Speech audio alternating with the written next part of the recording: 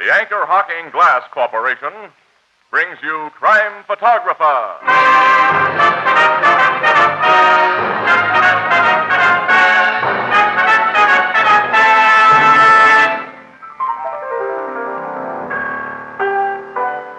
Well, Tony, what are you waiting for? 1950. That's when they hold the next elections for the Hall of Fame. Oh, you mean you think you'll get elected? Why not?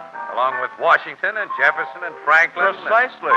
Yeah, but why? What is your claim to fame, Tony? It's irrefutable. I worked for Anchor Hocking, the most famous name in glass.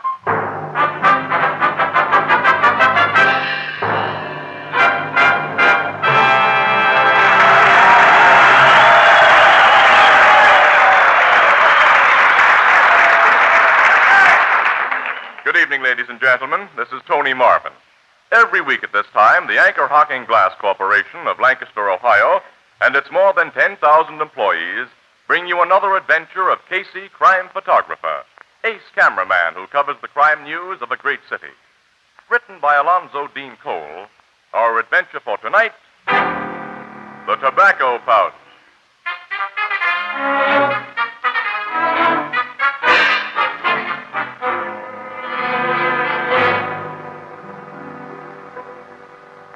Afternoon, shortly after 4 o'clock. The Blue Note Cafe. A huge middle-aged man enters the bar, orders a beer, empties his glass in one gulp, tosses a bill to Ethelbert, the bartender, and starts out. Before he reaches the door, it opens and... Well, hello, Ben. Hello, Casey. How are you, Miss Williams? Fine, Miss Black. What are you doing on this side of the river, Ben? Oh, I cross the bridge occasionally on slumming trips to see how the other half lives. I'm a little pressed for time, Casey, so don't take any wooden nickels. Yeah, I'll try not to. So long. Nice to see you, Miss Williams. So long. So long, Mr. Black. Hi, Ethelbert. Hello. Say, you two know that big guy who just went out? Sure, don't you know him? No, but I'd like him to come in often. He just give me $1 for a 15-cent beer. His face is awful familiar, Casey, but I Well, you've can't seen his place- pictures in the papers hundreds of times, pal. That's Big Ben Flack. Big Ben? Yeah, the boss of Hook Ridge. He runs almost everything on the other side of the river. Oh, sure, I get him now. What's he doing over here? He probably came over to get a breath of clean air. The stench of his political machine must get too high for even Ben once in a while. Slip me a pack of cigarettes, will you, pal? Okay. I hear Flack ain't so active in his organization as he used to be. They say a smart lawyer named Lockhart gives most of the orders now. Yeah, well, you can gamble that any orders Lockhart gives are those that he gets from Ben. The big guy has that Hook Ridge section in his pocket, and he's going to keep it there until he dies or goes to jail. Well, there's not much chance of his going to jail. He can get away with murder. And he's gotten away with it, too. You said it. I never met Lockhart, but what I hear, he's a kind of a slimy, double-crossing rat. Ben at least has guts. Here's for the cigarettes, pal. Thanks. You two are through for the day now, ain't you? Uh-huh, we're working the early shift this week. And I have some shopping to do before the stores close. Uh-oh. Well, I've got to buy a birthday present for my little nephew. And you know what boys like better than I do, so you're going with me. Uh-oh. Okay, where'll we go? We're going to Blumstein and Riley. Annie, not a big department store like that where 8 million women are looking for bargains. I'm looking for bargains, so that's where we'll go. No. Casey. Not Bloomstein and Riley's. Yes. No. Pal, as my sister Edna says, quote, a woman's will is always stronger than a fella's won't, unquote. So start walking, Casey.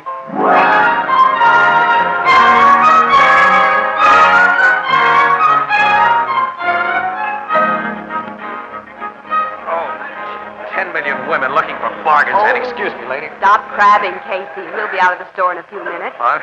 Oh, they're having a sale on costume jewelry. Maybe I can pick up a pin to go with my new green dress. Annie, we came here to get something for your nephew. Yeah, but and these pins look like real bargains, Casey. And if I can find a good-looking one for only $2.98... All right. It won't take a minute to look them over.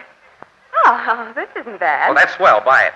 No, it isn't right. Uh, How do you like this one? that's perfect, Annie. Just the thing. No, it won't do at all. Oh, here's a pretty one. Now, that's terrible. You're right, it is. Oh, guy can't win. Nothing. Oh, here's some that are priced a little higher. Maybe they're better looking. Annie. Huh? What? See that little guy at the end of the counter? Yeah. I think he just slipped a bracelet into that big umbrella he's carrying. A shoplifter? I can't be sure, but...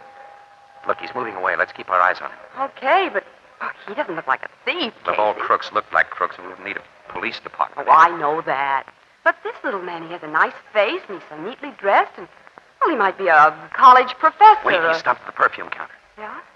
Hey, look at that tough-looking hombre. That big guy beside him. Yeah. Wonder if he broke his arm accidentally or if somebody else did it for him. Well, his arm's in a sling. Sure is. Uh-oh. Just got a load of the red rose in his coat lapel. I guess he's not so tough. Looks can be deceiving. Annie, the little guy just took something from the big guy's pocket. Yeah, I saw him, too. It went into the umbrella. I'm going to nab that front, Annie. Well, you'll have to move fast because he is. I'll get him. Annie, tell the big guy with his arm in a sling that his pocket's just been picked and tell him to stand by. Yeah, okay, I will. Hey, listen. Hey, you with the umbrella. I want to talk to you. Wait a minute, wait. There's no use running, fella. I got longer legs than you have. Let me go. What's the meaning of this? You know what it is. I do not. How dare you put your hands upon Let's me? see what you got in the umbrella. No, don't touch it. No, don't. Hey, what's going on here? Come and see, Monahan. I was wondering when one of you store detectives would show up. Well, Casey. Hey, what's wrong? Mr. Carrick. What? You know this little runt, Monahan? Well, Monahan, order this uncouth individual to remove his obnoxious hands from my person and to apologize for the indignity he has caused me. Say, look here, half-pint. No, look. Take it easy, Casey. What? You ladies and gentlemen, go on about your shopping, please. There's been a mistake here. A mistake? Yeah, but Casey, Mr. Carrick, come on with me, quick. Behind that partition to the stockrooms. Look here, Monahan. I'll explain everything, Casey, when we get away from this crowd. Yeah, you better. Hey, Casey, the man with his arm in a sling hurried away from me after I told him his pocket had been picked. He didn't even thank me. I lost him in the crowd. Oh, that's great, Annie. All I needed was a little more mystery. Huh? Say, Monahan, what goes on in this store? All right, through this door, Casey. Back to the stockrooms, and I'll explain. Your explanation better be good. Simply tell this impertinent interloper who I am, Monahan. Yeah. I'll take care of everything, Mr. Carrick. And to save you any more bother, will you make yourself comfortable in this room here while I tell this gentleman who you really are? Gentlemen, you call this varlet? Varlet, what's that? Yeah, but please. I shall await you in this room, Monahan, but don't keep me waiting long. You're not going to wait there with that umbrella full of things you've stolen. Come on, give it to me. Return my umbrella. Oh, no. Until I'm told what this is all about, I'm hanging on to the evidence of what I think it's about. I condescend to humor you. Take this person out of my sight, Monahan. Hey, Casey, what is this? Our friend Monahan is going to tell us right now, Annie, or else. Come away from that room where I put him. He mustn't hear. All right. You step into this stockroom. Now then, I'll close the door. Yeah, and I'll empty the umbrella I took from your little pal. What? Look at this stuff, Monahan. Things stolen from this store with the tags still on them.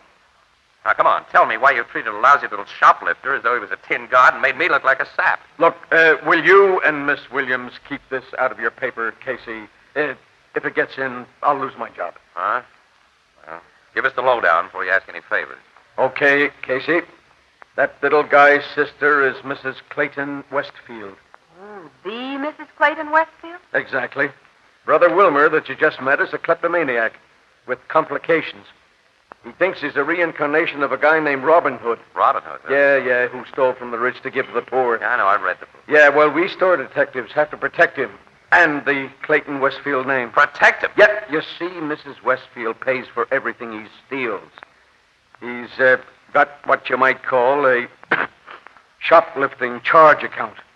Mrs. Westfield pays for everything Brother Wilmer steals. She sends out monthly checks. Well, now, how does she know what he He takes? always shows her his loot when he goes home, and she makes a note of the price tags.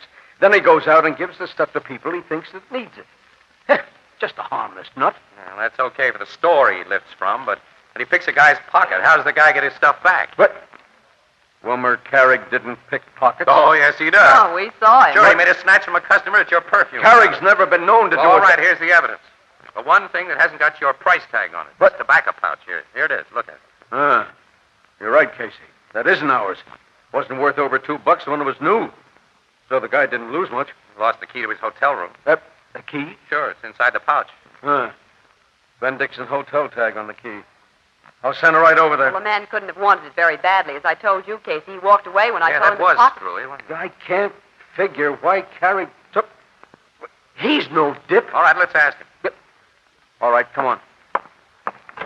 Now, look, Casey, humor the nut, will you?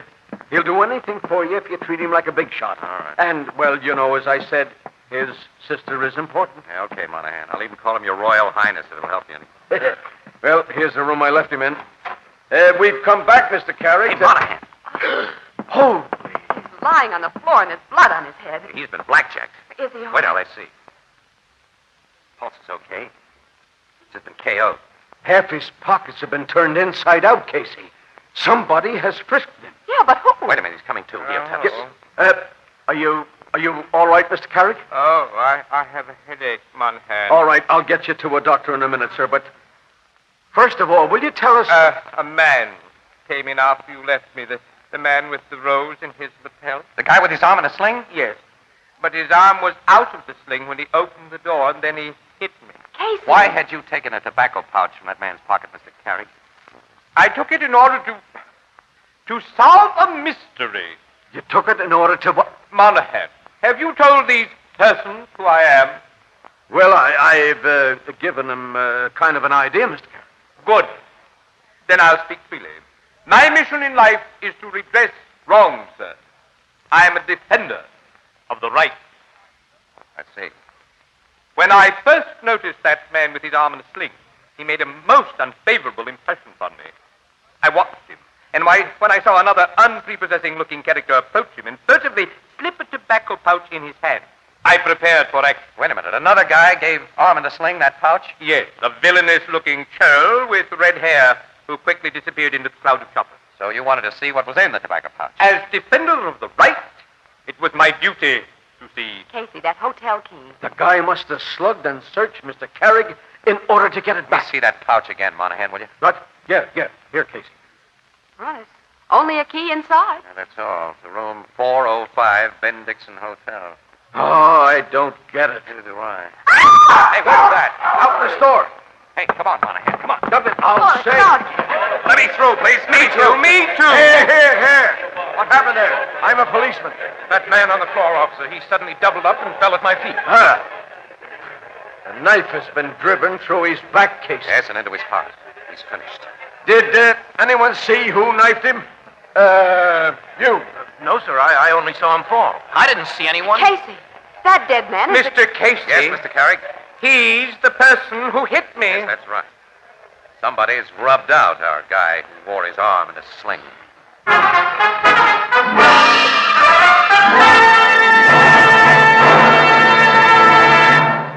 Our story will continue in just a moment.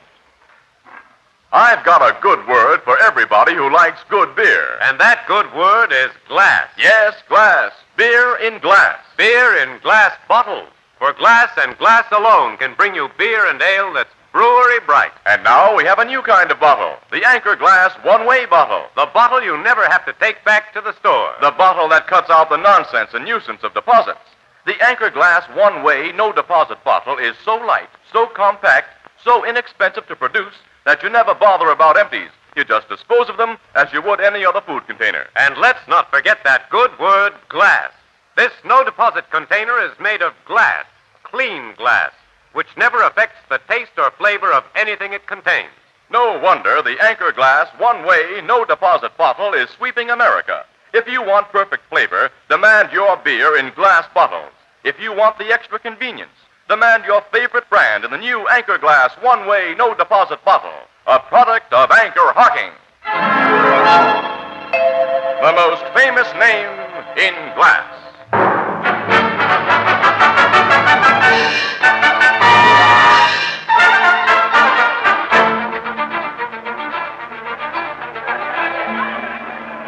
Casey, why are you pulling me away? You want to get out of the mob around that dead man, Annie.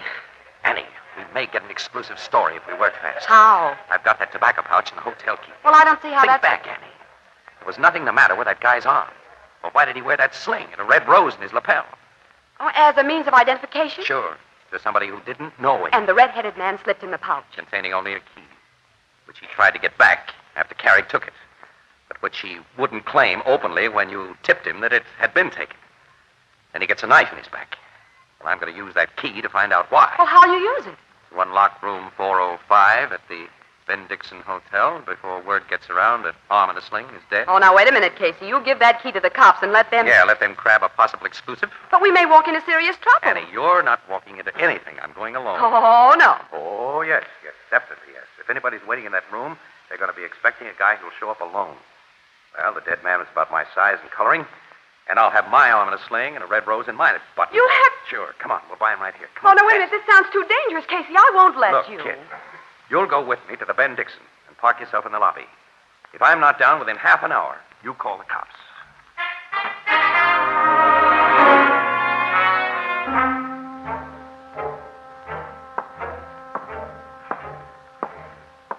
Uh, 405, room 405.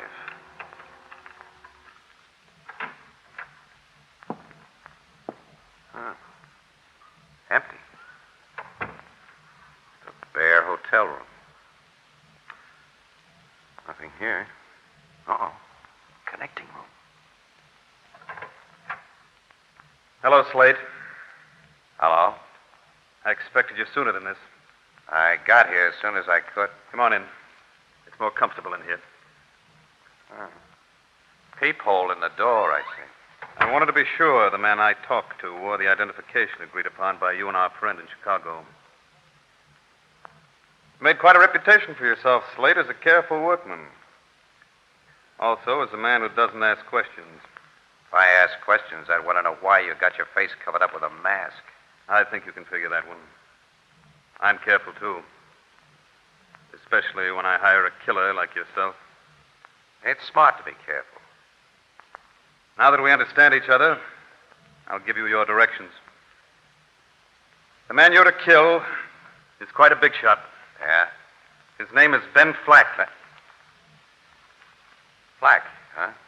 That mean anything to you? Why should it? Here are several pictures of him. Study them this evening, then destroy them. Your man spends most of his time at the Ben Flack Community Club in Hook Ridge across the river. Here's $2,000. You'll get the additional $3,000 agreed upon when the job is done. That's all. You can leave by this door. Thanks. This phony ain't leaving. Hey! Red! Let me close this door, boss, quick. Crazy fool. Why did you hit Slate with your gun? This guy ain't Slate. What? Slate got a knife in his back about 10 minutes after I passed him the key. Knife in his back. Yeah. I don't know who did it. When I heard about it, I hot-footed up here to tip you off. Heard you talking to this phony behind the door. When you opened it, I let him have it. Who is this man? He wore a sling and the rose. I never seen him before. He may know who I am. He knows our plan. Eh? Well, there's only one thing to do. We can't kill him here. Red, my car's in the parking lot down the street. Bring it to the rear entrance of this place. Yeah, and then what? Come up the back stairs and help me get this wise guy down to the car by the back stairs. Now get going and fast.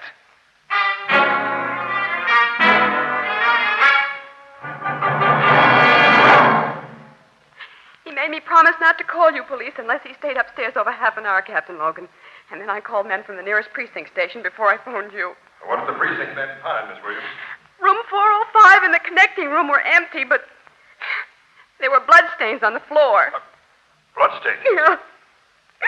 Captain, they think somebody killed Casey and carried his body down the back stairs. Well, it'd serve him right. I warned this sap-eat butt into police business once too often, and I warned you. Oh, Captain. I'm sorry, Miss Williams. I often want to murder Casey, but nobody else is going to do it. I'll come right up to the Ben Dixon and try to pick up the Lux trail. There's no trail to pick up, Captain, and no leads. He's just gone.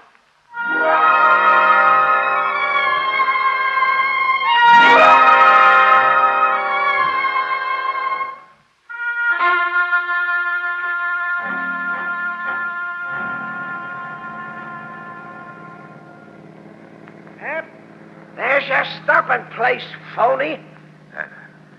That boathouse, huh? A Yeah. very isolated boathouse, Mr. Casey. Oh, you found out who I am. Yes. From press cards in your pocket while you were unconscious. Well, you must know it's pretty dangerous business to knock off a guy in my racket. The newspapers will never get off your tail. Won't be nearly as dangerous to kill you as it would be to let you live. You've learned too much. Yeah. I'll say. You able to get out of the car under your own I steam? guess I can make it. Open the boathouse door, Red. I'll keep this snooper well covered. Okay, Lockett. Oh. So you're Lockett. Ben Flack's lawyer. Yes. Doesn't matter whether you know who I am. Now. All right. Come on inside, Mug. Nice place we got here. Don't you think? You're going to bump me off. I'm going to kill you, Casey. You tried to make a fool of me, and I don't forgive that. That window. Drop those guns. This place is surrounded by police. Cops, lock it. Drop those guns or we shoot. We can't put up a fight against men we can't see. Drop your gun, Red. Oh, huh? Okay. Pick up those guns, Casey. That's the sweetest order I've ever taken. All right, you cops can show yourselves now. I've got the guns. There aren't really any policemen, Casey. What? Only me. Mr. Carling. Hey, who's that little runt? That half-pint tricked us. Watch your tongues, varlet. Yeah, keep your mitts in the air. Mr. Carrig, I've never been so glad to see anybody in my life, but I don't understand. It's all very simple. You tried to steal my mystery. I tried to steal you. Certainly. I got that key from the man who was killed. Then you made off with it for your own selfish purpose. As defender of the right and redresser of wrong, I naturally followed you. You followed? To the Benediction Hotel. I proceeded up the back stairs to room 405. Entered by the door you had neglected to lock. And listened at the door to the connecting room. You heard what I said to Casey? Yes, varlet. Oh, so that's what a varlet is. And what you said to your red-headed henchman there. Now, just When he left your car at the rear of the hotel to assist you with Casey, I concealed myself in its fortuitously unlocked luggage compartment and rode here with you to the rescue. Wilmer, pal, you're some guy. Look, before we drive these two birds to the nearest police station, Mr. Carrig, will you give them a frisk? They just might have an extra gat on them. I was about to suggest such a procedure, and I am an expert at frisking. What? No. Oh, yes, I see what you mean. Don't try anything while he's going over you, Lockett. Or you, Red. Well, you... I'm not a gunman like you, Birds, but I'm a pretty good shot. All right, are they clean, Mr. Carrig? Quite the contrary, to be literal. But we need have no fear now that they'll produce a hidden gun. Okay, you two. We start with the cops. Look, Casey, maybe we can make a deal. Forget it, Lockett. Don't be a fool. Every man has his price. Mine's too high for you. Defenders of the right cannot be purchased. To the cars. Katie, wait. Outside, Lockett. You two, Red. We're going to the cops. No, they're not. Who is... Ben Flack. Ben, the big boss. Surprised to see me, Lockett? You and Red? Well, Ben, Casey, feel anything at the back of your neck? Yeah. It's a gun in the hand of a friend of mine. Better drop the two gats in your hands. There is a man behind you, Casey. Drop him, mister. Okay. Bring him up, Joe. Now, Joe and I will rearrange the plan you two had. Then how do I happen to be here, Lockett? Oh, I've been keeping a steady eye on you and Red for a long time. You haven't made a move I haven't known about. The dirty double-crossing rats. You never put anything over on Ben Flack. I knew about the red-hot your Chicago pal shipped on here before he even got on the train. And one of my guys put a shiv in his back before you ever saw him, Lockett. But I'm taking the pleasure of killing you and Red myself. No, Ben, don't.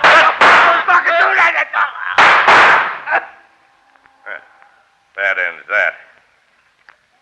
Casey, I'm sorry you and the little guy here had to see what just happened. I can guess what you mean, Ben. This overgrown murderer is altogether obvious, Casey. We are dangerous witnesses. That's it. Joe, Yes, boss. I've always kind of liked Casey, and I'm soft-hearted with guys I like. You do it. Sure, boss. Not if I can help it. Don't let me go. Boy, don't get your gun. I'll clip him on the head. That you will not do. Now I'll shoot the other one, Wait a Casey. minute, you don't have to, Wilmer. I've got him under control. Hey, where did you get that gun you shot Ben Flack with? From Red. Huh? I found it concealed in his pocket when I searched him in the boathouse. You didn't tell me. I retain my old Robin Hood technique, Casey. I never tell anybody everything. Huh. I hope my bullets didn't kill this murderer. I prefer to let the law take its course in such matters. No, you only winged him. He'll live. Till after a jury hears our eyewitness testimony. Excellent. Well, I'll pile these two sleeping characters into the car, get them to the cops before anything else happens around here. We've had an adventurous afternoon and evening, haven't we? You said it, Wilmer. I've been conked on the head, taken for a ride.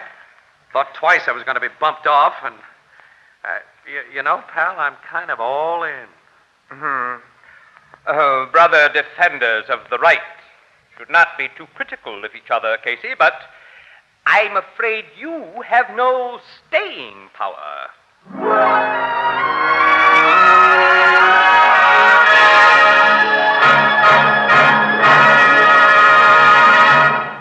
We'll join the crowd at the Blue Note in just a moment.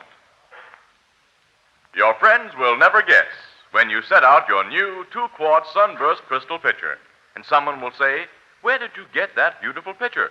Well, ask them to guess. They'll mention jewelry stores, high-class specialty shops, and the like. They'll never guess that you bought it new and bright for only 50 cents. For this beautiful 2-quart Sunburst crystal pitcher has the same diamond-like sparkle you see in the most costly hand-cut crystal. The kind of crystal that's handed down for generations as a family heirloom. Yes, the Sunburst crystal pitcher is an amazing bargain, a really great value. And yet, you'll find this Sunburst crystal pitcher and other equally great Sunburst crystal values at any retail store selling household glass. Now, the Sunburst crystal pitcher costs only 50 cents, slightly more in distant cities. So ask for it by name. You'll recognize the brilliant, sparkling, traditional Sunburst pattern immediately. Sunburst crystal is a product of Anchor Hocking, the most famous name in glass.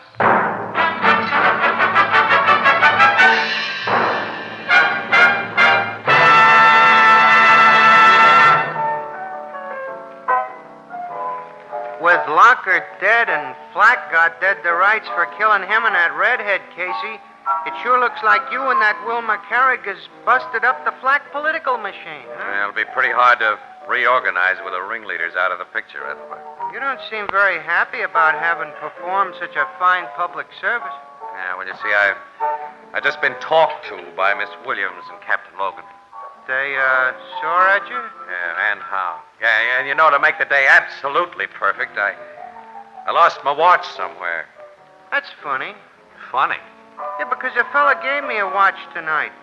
I stepped outside a minute to catch a breath of air, and a little fella comes up and says, "You look like a poor working man who needs a watch." Then before I could say anything, he stuck it in my hand and beat it. Let's see that watch. Yeah, here it is.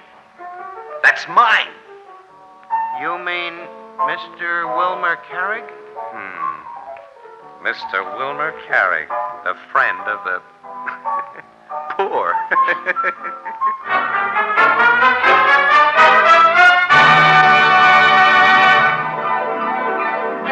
Crime Photographer, starring Stotts Cotsworth as Casey, is brought to you each Thursday by the Anchor Hocking Glass Corporation, makers of Fire King Oven Glass, Anchor Glass Containers, Anchor Caps and Closures. All products of Anchor Hocking, the most famous name in glass.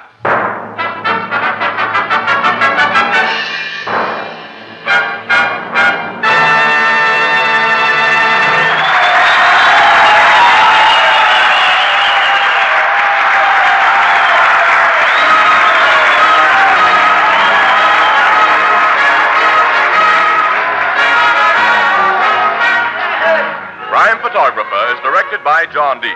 The original music is by Archie Bleyer, and the program features Miss Jan Miner as Anne and John Gibson as Ethelbert. Herman Chittison is the Blue Note pianist.